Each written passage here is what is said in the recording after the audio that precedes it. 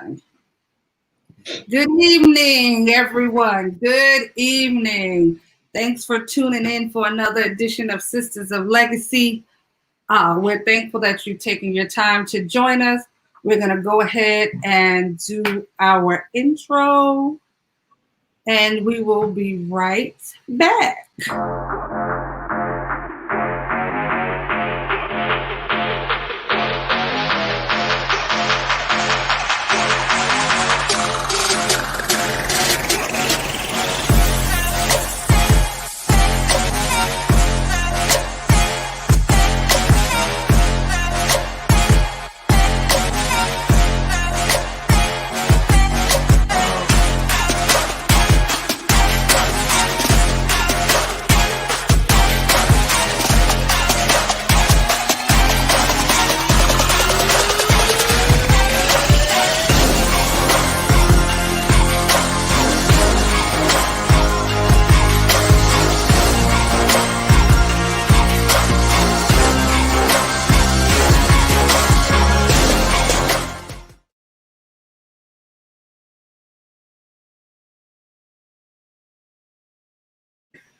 All right, ladies, we are back. So here we are this fine Tuesday with the wonderful Tangela Terrell. Good evening. All right, and we have Miss Katrina Taylor. Hi. Katrina, I'm gonna have to get you some pom-poms or something. You got woo when you come in. Okay, I'm gonna try that next time. And I am Samantha Walker. Thank you guys again for tuning in tonight to our open discussion on. Well, tonight we're going to talk about friendship or sistership, surviving opposing ideas. I know everybody's aware of all the things that have been happening in the media, and from the election to the racial divide and all the different things that have been happening. And it caused me to think, I do have friends that are of the opposite of that are of a different ethnic background. And it caused me to wonder, like, if you were a hardcore Republican or a hardcore Democrat or whatever it is, if the friendship could really survive, extreme opposition. So I wanted to invite my sisters here to join in on this conversation and get you ladies' thoughts. I mean, it does not have to be political. It could be, religious, extreme, opposing thoughts. It doesn't, have to be singled out to one particular area. But I wanted to see what you guys thought. Like, can a friendship really survive? Like, could a hardcore current Democrat, because let's just use 2020, because I feel like the political parties have changed a little bit in these last couple of years. So could a hardcore 2020 Democrat still remain friends with a hardcore 2020 Republican? Like, could a friendship sustain that?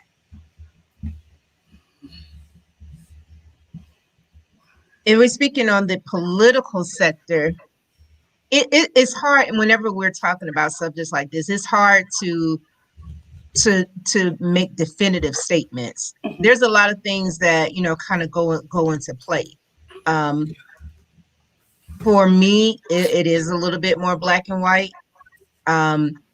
But I try to be understanding of views that may differ my own. Mm-hmm. But my only requirement, or if I can say requirement, is that if we were to use the political climate, if a person supports a particular politician who doesn't support people of color, women who've been known to make disparaging comments against pretty much anybody who doesn't look like him, I need to understand why.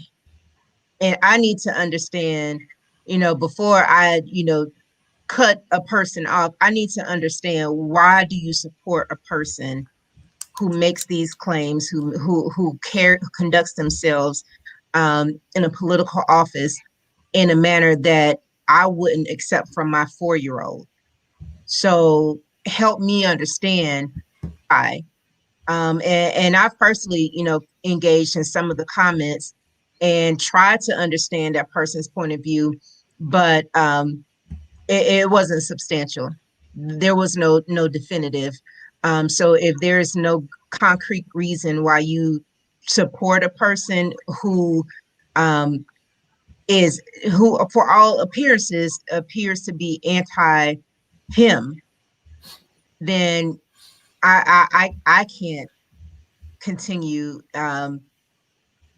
friendship or whatever in that case. But that's my personal opinion. I don't know if that's right, if that's not given the benefit of the doubt.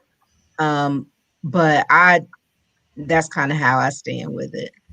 So if you and Ephraim found out that me and Anthony was like Trump supporters, we hardcore, we voted for him first time, second time, we feel like he won the election.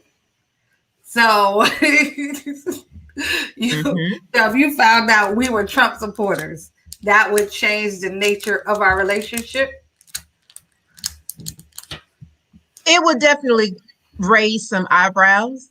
It would cause some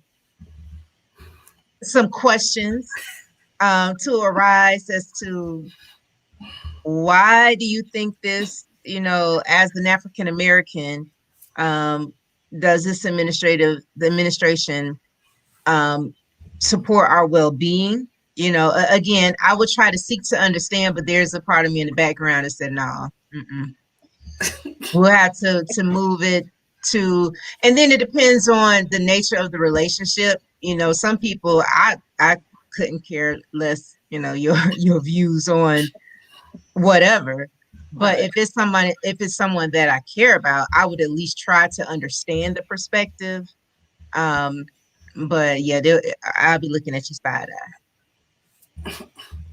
Trina, did you want to have something to say? That's a good question. Yeah, I mean, I don't see myself. Well, I don't have a lot of friends to begin with. Friends, like true friends. So Right. if we're talking about an associate, or somebody I know from work or from wherever, and I found out that they were, a Trump supporter, I'd just be like, wait, so you support a racist? And I'm just gonna call it what it is. He's a racist, So, and if you support those views, how do you feel about me? That's my question. If you support those views, how do you feel about me? And so now again, now I'm looking at you with a side eye. I know, and in that situation, no, we can't agree to disagree. Because if you're supporting a racist and now you're racist toward me in my eyes, we can't agree to disagree on that. No. Yeah, but I'm black too. So if I'm black too, does that make a difference? It makes me even more confused.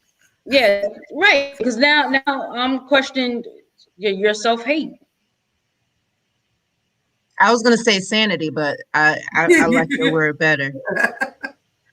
Self-hate. So, like what? No. So, so how do you approach it? Do you have the conversation? Do you just back away quietly? What's your take on it? I mean, like somebody, that you've been close to for years and you find out they voted for Trump. They support. Let's take the politics off the table. Say it's not even political. Say they decided, I don't know, they're gonna be a Muslim. No more dining on the swine. He said. So I think political views don't equate to beliefs. Well, I don't know. I don't know about that. And I think that's why I preface by saying I would try to seek to understand, to understand why Right. why the vote for Trump, or anybody who supports that type of behavior, rhetoric, and it's dangerous. So if there's a reason that I may be oblivious to, Mhm. show me, because the only thing that I can see is I know some people say it was for the tax breaks and stuff like that, but that really doesn't even apply to us. So I think in any type of relationship there will be things you disagree with. Mhm. But I think when we start talking about political and religious, it becomes personal, because one's political views can be connected with their values. And in some cases, some people will just vote their party. They will raise the Republican. We're going to vote Republican in every election, which Mhm. I don't think is um, the brightest idea. Um, but I don't know. It depends on the individual. But I would at least try to have the conversation to understand, okay, why are we making these decisions, or why do we support it in this way? And what about this? And what about that? My only concern is if we're speaking specifically on Trump, I've had some conversations with some Christian um, uh, people. And I'm like, okay, this is not Christian behavior. How can you support that? And how can you claim this person is sent by God and ordained by God and this, that, or whatever? On one hand, you put down one candidate because of their views, and then on the other hand, you say, well, I can't judge anybody. But it just leaves me confused. So I just, kind of ended that little situation. But I don't know. I could use some advice too on how to handle that. Hey, Stephanie, thanks for joining us tonight. She said, I have had two good friends had voted for Trump. She said their reasons is for his policies. And you said had, Stephanie. So what does that mean? How did that affect the relationship? We're curious. And good evening. Blessings to you, spiritual butterfly. Thanks for joining us. Represent I greater mean, good. I just if you have a leader that's supporting or riling up white supremacist groups, and Oh, like I don't know how we can still be friends, you know. I don't she know. said, okay, Stephanie, she said, we are still friends. I didn't mean had. Okay. So, Because I would maybe, question how they feel about me. Like, what are your views towards me if you're supporting someone who's riling up who's supporting white supremacist groups? Like, Do you how do you look at me? Is it like, oh, but you're not like them? See, yeah, I and can't do what that. Dwayne, Republican nor Democrat equals Christianity. Politics are just that, it's governing. All right. And But that's and Dwayne. Dwayne, thanks for joining us. I agree with that. That's how it should be. I would say that. I think that's how it should be. But when there are certain policies in place that um, tend to benefit a certain group of people, the certain majority of people, and if people vote to keep those policies in place, then that's when I start to question, do you understand what these policies mean? What policies in particular? And the reality is most of the people can't articulate what those policies are, if we're honest. And I know we've all seen some of those YouTube videos, or those where you have those interviewers who's interviewing people at the Trump rallies, and they're asking questions, and they can't differentiate from the Affordable Care Act and Obamacare. They don't know that it's the exact same thing, but the fact that it has Obama's name in it, I'm going to automatically be opposed to that, but I'm for the Affordable Care Act, and it's the same thing, and so that's the part that really kind of get me. We hide behind policies, but these policies are not meant to in some cases to favor the people who need it. They're built or created with the majority in mind. All right. And Dwayne said political parties play on our feelings and differences. He said, remember Trump supported Hillary 6 years ago. Politicians mostly care about lacking their own. Oh, I guess he was saying back in their own. Okay, so like I said, so outside of let's take the politics off the table. So okay, 2020. So could you be friends with someone that was in favor of some, it doesn't have to be politics. Could it just be your religious belief? Like they're atheists. Could you be friends with an atheist? Like, one of your friends, maybe somebody that went to your church, they left the church and you're like, oh my gosh, I missed you. And like, well, I decided that ain't it. No more Jesus for me. Mm-hmm. I'm good on that. Well, there were no parts of that. Could you be friends with them? Could your friendship survive that? I think if you're able to respect what I believe, I can be friends with you.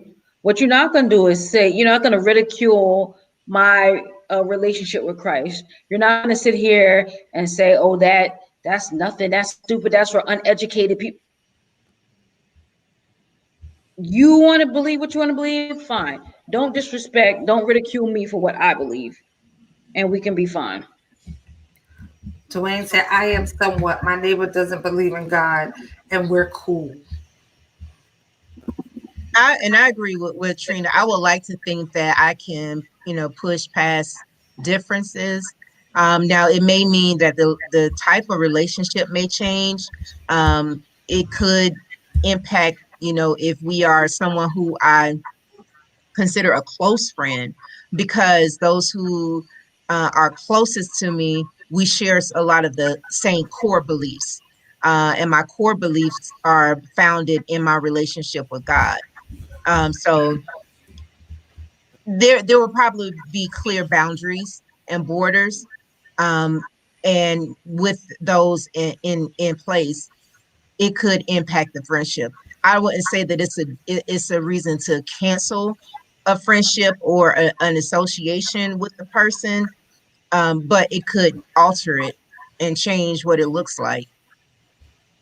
All right, let's see. Represent Great. Thanks for joining us tonight. She said, I believe we can go so far just knowing the changes. I'm not sure about that one. And Dwayne said, as Christians, also remember we aren't responsible for how others treat us, only how we interact.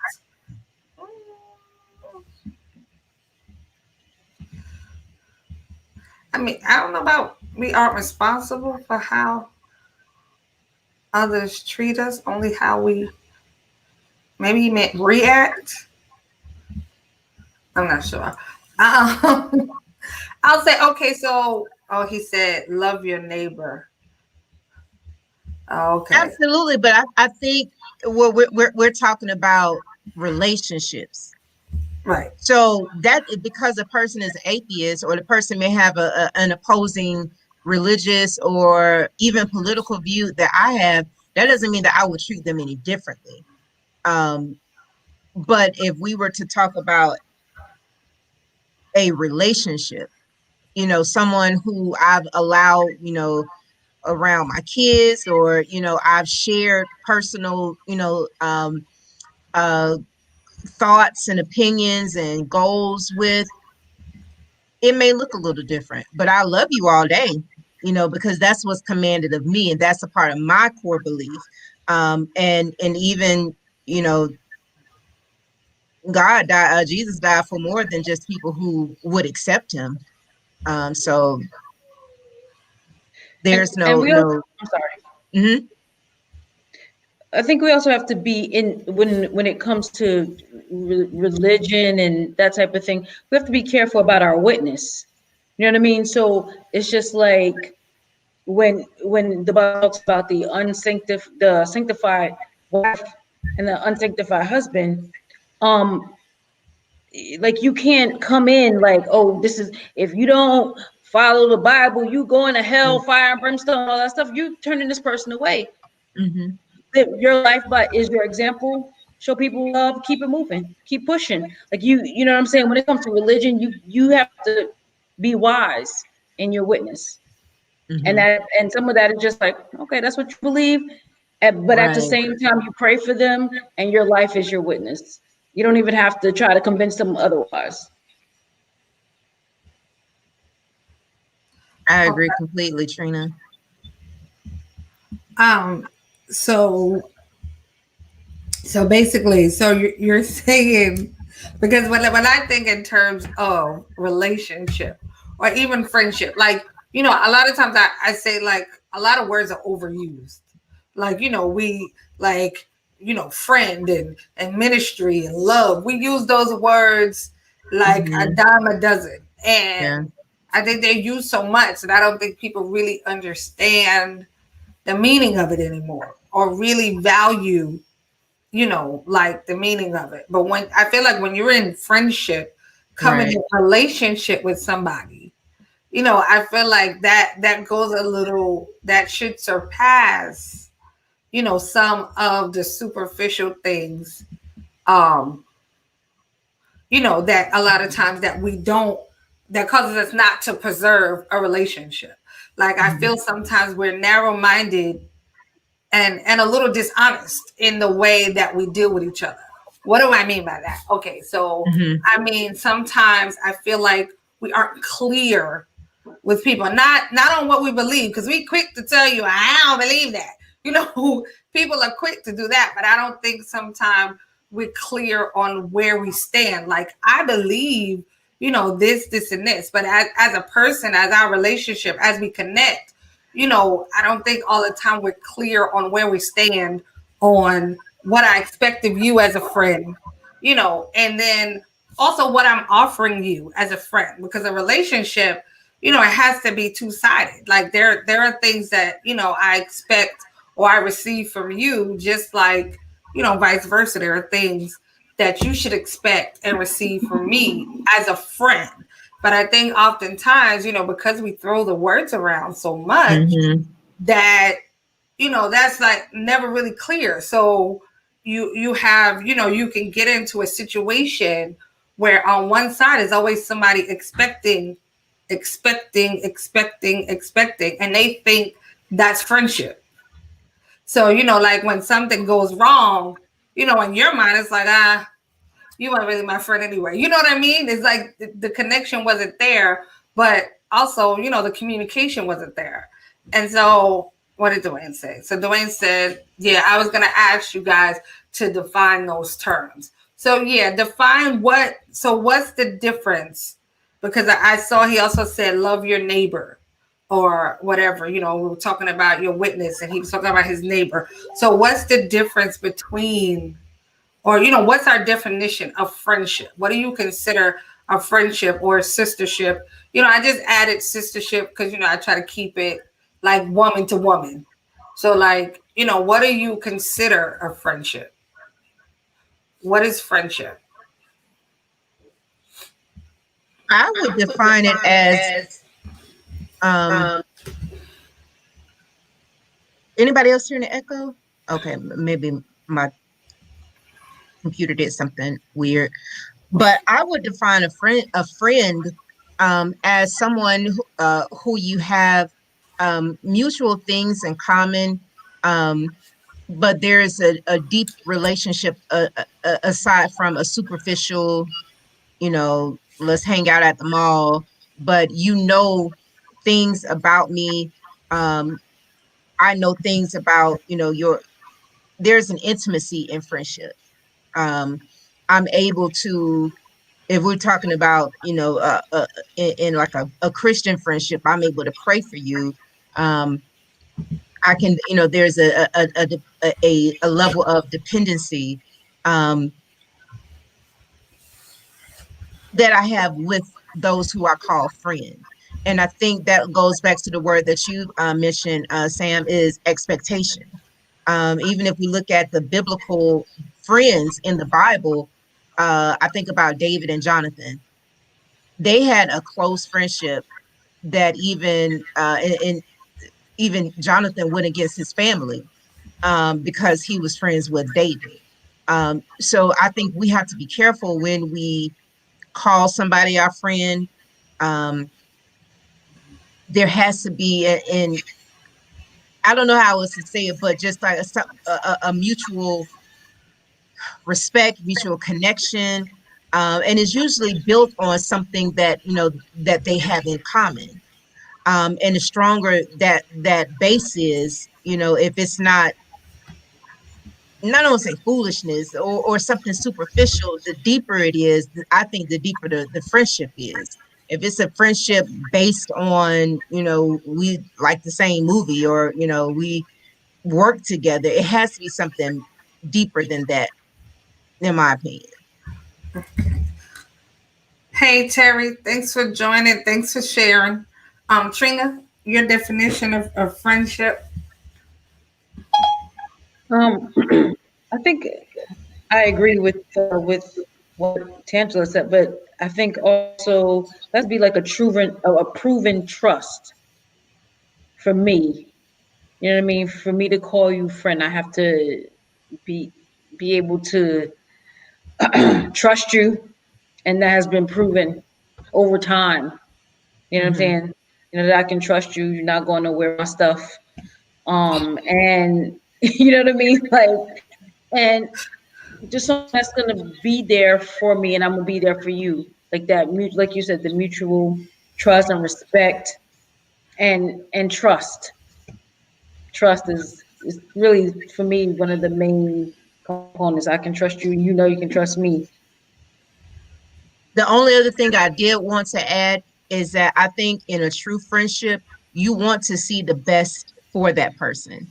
You want the best for that person. You don't want to see that person hurt. You don't want to see them experiencing any type of pain. But you want to see them succeed. You want to see them do well, and it doesn't make you jealous, as it doesn't make you envious to see them or want to see them in that way. Okay. So, I noticed both of y'all, y'all both kind of made a point to say, you don't have like a lot of friends. And I know we hear that a lot in women that say, I don't have a lot of friends. Do you think that's like, what do you think causes that between women? Like, is it, do you think there's, a deeper reason to why it's so hard to be, to have a friendship with other women? Or is it just,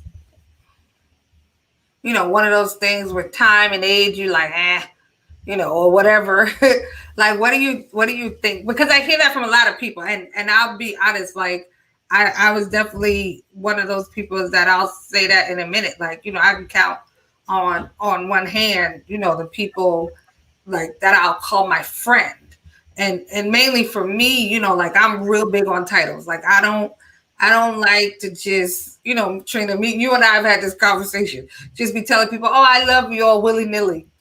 I don't even know you. It's not like I don't love you, but to me, love has such a deeper meaning. Like, I wish you the best. I want you to be happy, but I don't like know you. So, to be like, oh, I love you. Sometimes it just don't quite sit right with me because I feel like, there's a level of dishonesty to that. Like when the Bible talks about love, it talks about giving up your life for the people that you love. We ain't there yet. Right. We ain't even nowhere that, like, if I saw something coming, I'd be like, hey, duck, run. But, for me to run over there and try to save you is a whole nother, so that's a whole nother spectrum. Like we nowhere near that. But we throw around the word love all the time. And so it often makes me wonder, like, what is real relationship anymore? Because we've used these words to describe so many different things. We use love to describe stuff that is not love. I may wish the best for you. I want to see you succeed. Hey, how you doing? Whatever. But to love you, I mean, I just don't know if that's an accurate way to display how I feel about you. I don't, but that's me. Like I can say that's one of my pet peeves when it comes to words. I'm real careful about calling somebody my friend, because I feel like that now I'm placing responsibility on you. Like when I say you're my friend, I feel like now I've given you some added responsibility in my life.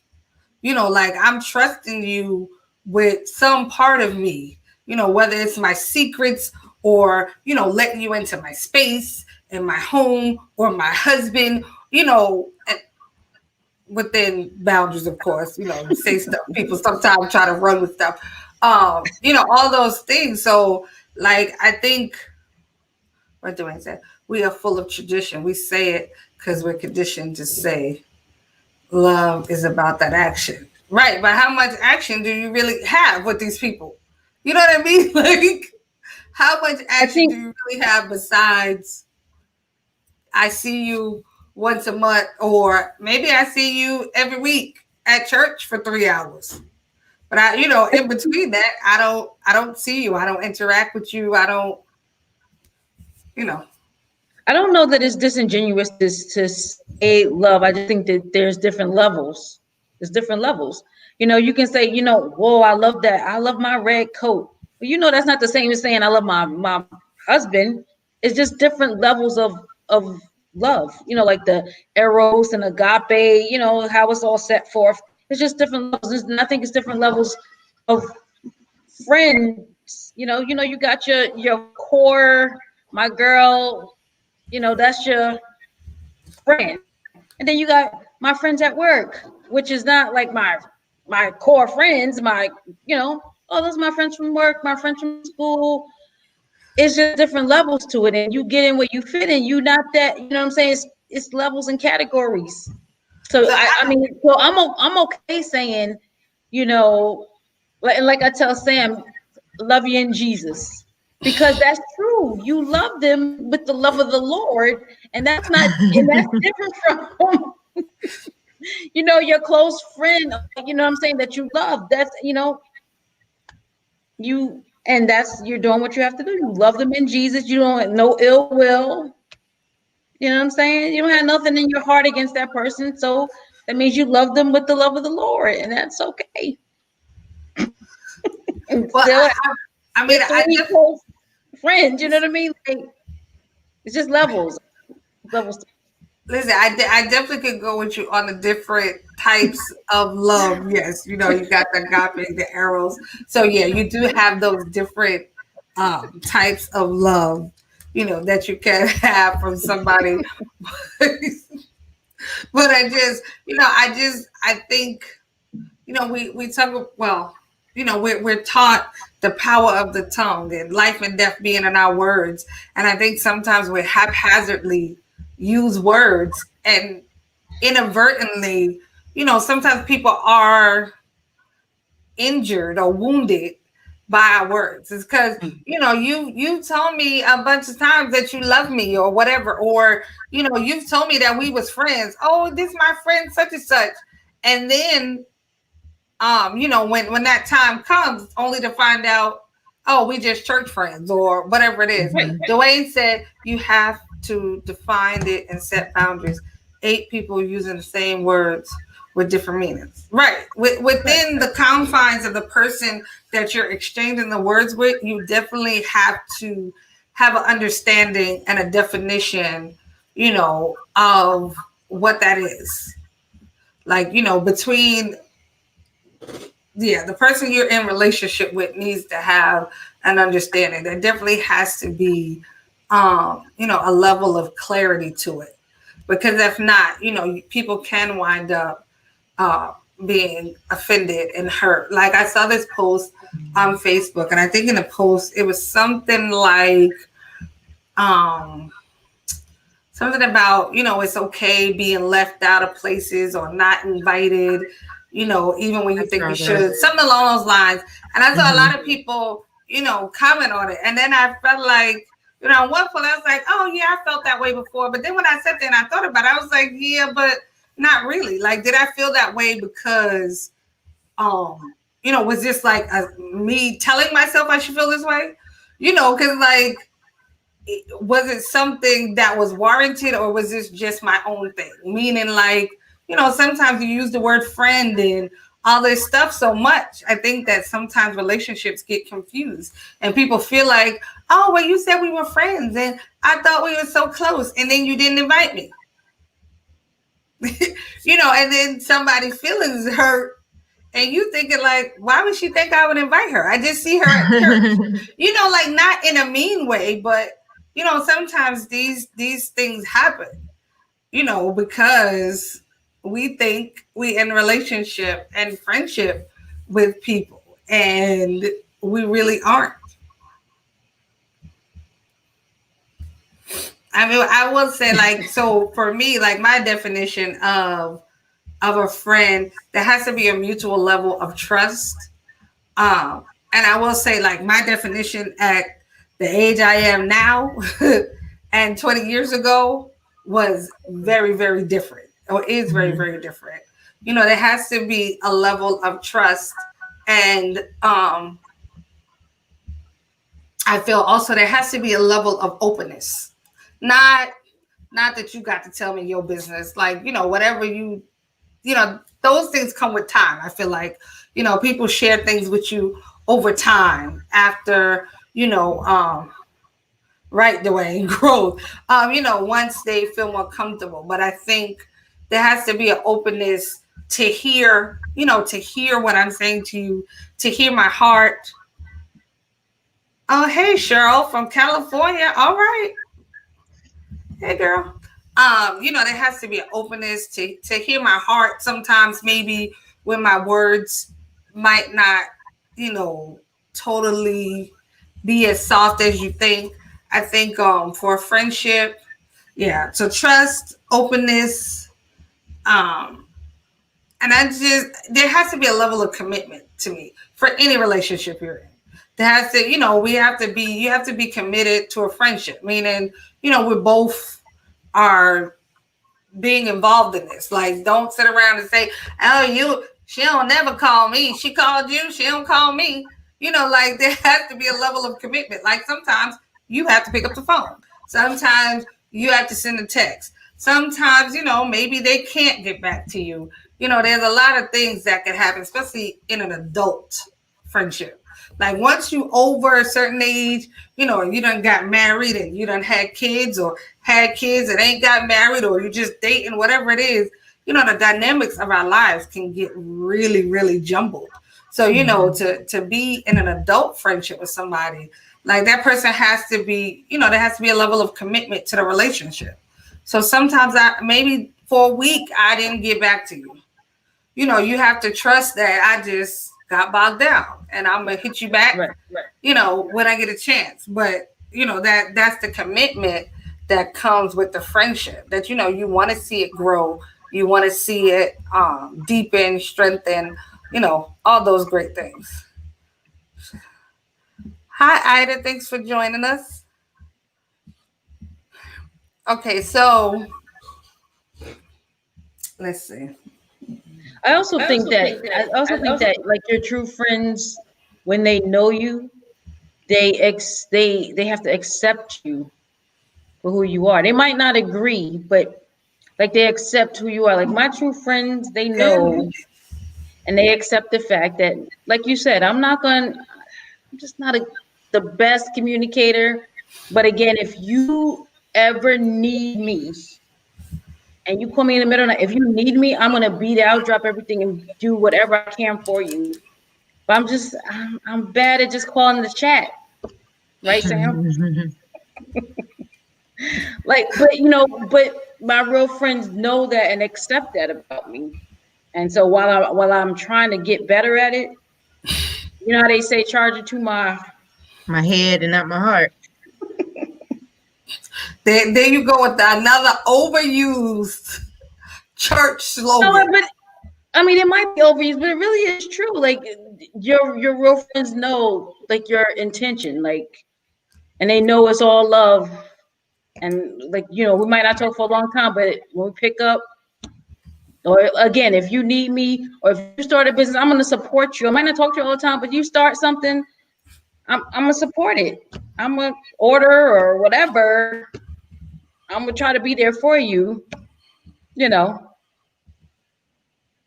She said, I don't call a lot, so don't call and say, why haven't I heard from you? Don't. I think that's unfair. That's a little unfair to somebody for that to always be your response. Don't get me wrong. Nobody calls or texts all the time. But I feel like that's kind of a cop-out and unfair for that always to be your comeback. Like, I ain't talked to you in 6 months. Girl, you know I don't hardly call. When I talked to you 6 months ago, I called you. He said, but it can be true. Yeah, but I mean, but that's what I mean about a commitment to the relationship. Because that may look different to different people, though. I think if you communicate honestly, then I think it kind of helps alleviate the misconceptions, or just kind of this is how I this how I am. I'll commit, or I'll try to, but I mean, there is some give and take, in a friendship. You do, right. You should make efforts, to be vested in the friendship. But at the same time, I think just as much as you give, there should be some understanding as well. Right. Well, like I said, I'm not saying all the time, but if I only talk to you twice a year, right? Like every 6 months, and I'm the one calling every 6 months. Yeah, that's a little. Yeah, like, I mean, now there's so many ways, to stay connected and, to communicate. You drop somebody a text, you never know what that one little text. True. She said, I think they just be talking. They know we talk sometimes.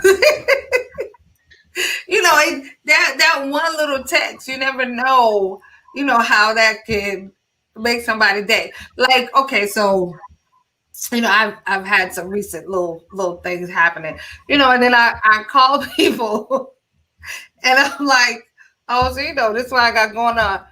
Girl, why you ain't call me and say something? I'm like, but the last time we talked, I was the one that called. Like, why do I have to call you all the time? Like, it don't hurt to shoot a text. Hey, what's up? Well, let me ask you this though, because and like Tangela was saying, it really depends on your perspective. Because like I don't expect people to call me all the time. So like, right. I wonder if my other friends expect me to reach out more, but I'm not thinking that way because I don't expect you to be reaching out to me. Like I don't expect it. You know what I'm saying? Like I expect you to reach out to me if you need something. You know what I'm saying? And a lot of people disagree with that. And I'm just like, I don't really got to call just to chat. But if you need something, definitely call me. You know what I mean? And a lot of people disagree with that, but that's my perspective.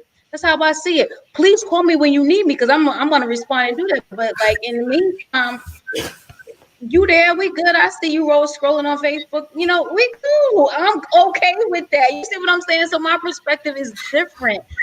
Like, you know what I'm saying? So I need to know if you expect me to do more because I guess I could reach out some, but like I don't expect it. Yeah.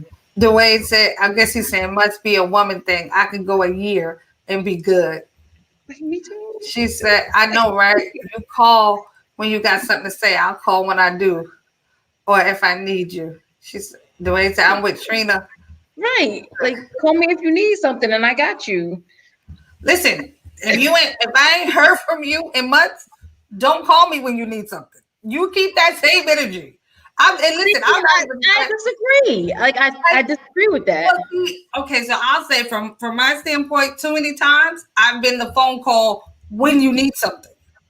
See, and that's the thing. Like if that energy is not reciprocated, like Yeah. that's fine. Like if you call me like Sam, oh, somebody that could do this, you can give my number to. Da da da. Mhm. I'm like, okay, yeah, I got to, and whatever. And then I don't hear from you again until another year, and now hey, no, you got this. Da, da, da. But would you consider that person a friend though? No. I don't think I would. But that's what I mean. That's the only time, like if there's no, Right. a chat or a text message or anything. I don't know. I think I'm kind of like Trina. What did Dwayne say? We don't have to kiki with each other. It's for the purpose. I don't got that. He said, I don't got that kind of time. You're right. I mean, listen, like I said, I totally get it, but unfortunately, like I said, too many times I've been on the side where people just call you when they need something. And then, but if you're not the very same person that I can call when I need something, like where's the friendship? Where's the relationship in that? And don't get me wrong, like I don't, most time, Anthony can tell you, people call me and after about 10 minutes, and you just be talking, I just hold the phone like this and just let you talk because, at this point we've gone way past the, hey, how you doing? Shoot me a text. I'm good with that. I'll text in a minute. Hey, my long hey, like that's it. That's just checking in. But I think, in a lot of ways, we've kind of become so disconnected from people in a lot of ways. That where we don't reach out, we don't talk, like, and a lot of times, let's just be honest, people are busy. We got businesses, we got children, we got husbands, we got men, we got all these things, but are you really that busy that you can't reach out to somebody? Like a little bit of kindness goes so far. And I think sometimes we don't take that into consideration. I know I'm kind of changing the topic. I was looking the other day and they were saying the suicide rate during like COVID and the last whatever, I think in Japan was like phenomenal, like big numbers. And I get it. That's Japan. That's not America. But here, there's been a lot of suicides as well during this pandemic. There's been a lot of people, that have felt alone and they don't know that they can reach out or whatever was going on with them. And I think sometimes just that little bit of kindness could go a long way. You never know. He said, because they're bored. You never know how a text or an email or even a Facebook shout out, because again, like we have so many ways to connect to people. We never know how those things can make a difference, in somebody's life, in somebody's day. Like I've had a few days I would, look at text like, oh, look, they thinking about me. Okay. Sam, get your life together. Get some act right. Whatever it is, it's the littlest things sometimes that, that mean the most. And I think going forward, like once this pandemic is over, we really gonna have to figure out, outside of getting Trump out of office, I feel like our country has a lot of rebuilding that needs to be done. Like, between the racial divide and then the gender divide and then the sexual divide, all these different divides we got going. I feel like we got to start somewhere, figuring out how we rebuild things. And and on a personal level, it starts one person does one thing and you pay it forward. He says the church has a lot of rebuilding. You're right. The church, a lot of people you haven't seen. I know with my ministry alone, there's people I haven't seen. It's been 9 months now. I ain't seen them people for 9 months, because we haven't been in the building. Like there are people, that you just haven't seen. And who knows if when the doors open back up, if they'll even be returning. I mean, to be honest, but like, you know, with our communities and stuff, we have a lot of rebuilding to do. And I think, you know, it has to start somewhere. Somewhere the conversations have to start. And I mean, I know government and all that stuff, they got a lot of work to do too. But like everyday people, we have a lot to do as well. Okay, Trini, you want to say something? Listen, I'm gonna start reaching out to people. They're gonna look at their phone and think it's an emergency, like somebody died. They're gonna be like, "Wait, Katrina calling? Let me sit down first." But she said, on the real, I need to get better. Drop a text sometime. Pandemic has made me feel to reach out more. Exactly. Sometimes, listen. So my old pastor, Katrina's father, used to say. Remember, he used to say about fellowship. Get into he used to talk about fellowshipping. You know, you got to get out your ship and get into the other fellowship. Listen, he had a snappy saying for a lot of things. But you know, now that you think about it, like it makes sense. You know, to fellowship with people, you have to be willing, you know, to reach out. You have to be willing to go beyond yourself. You know, like both of y'all have said, like, you know, your witness, you have to be careful of what your witness is.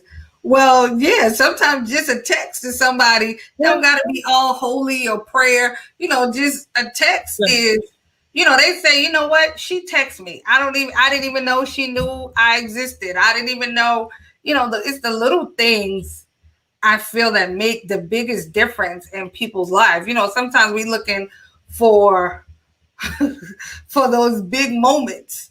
You know, we think it's gonna be some big moment, and it could be, you know, the smallest moment, you know, that you make a big difference, and that's been, you know, part of my goal, like with this during this pandemic, and just with some of the different things, you know, that we've started or we endeavor to do, is just making a difference in somebody's everyday life. It don't have to be nothing big. Listen, I don't got $1 million to give you. And to be honest, if I had it, I'm not sure I'm at the point where I'd be ready to give it to you just yet. You know, we'd have to triple that a couple, you know, roll that over a couple of times. But, you know, you are, you know, you have love to give somebody. You have, you know, encouragement don't cost you anything. Kindness, you know, small gestures. I don't know. What did he say? Thanks for super heart. I've become a hobbit. Okay.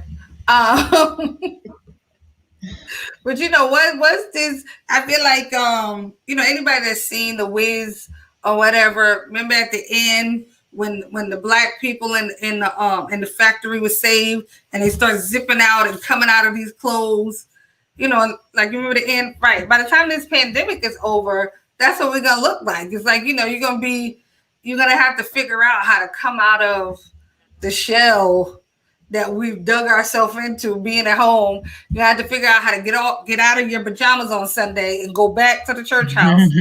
You know, all these things. And I think, you know, it's important that we have these conversations and talk about, you know, some of the important parts of friendship. And then some of the parts that don't matter. Like, no, it doesn't matter to me as a friend if you believe X, Y, and Z. No, it doesn't matter to me as a friend if your son like little boys. You know, like sometimes it's important for people to know that. Like I don't know. It doesn't matter to me that you struggle with XYZ. Like, you know, that doesn't have any bearing on our relationship because people are going through so much. And a lot of times they barricade themselves into little holes because they're afraid of what other people might say or what they think other people might think. And so it's important, you know, to have conversations out loud, you know, and people hear us talk, that some things just don't matter. Some things just don't matter. It's important. It's important to say what does matter, you know, to let people know the things that are important to us, you know, our families, our faith, our integrity, our character, you know, the things that do matter to us as women of color, you know, all those things. Because I've differentiated between being friendly and fellowship. Okay, I don't.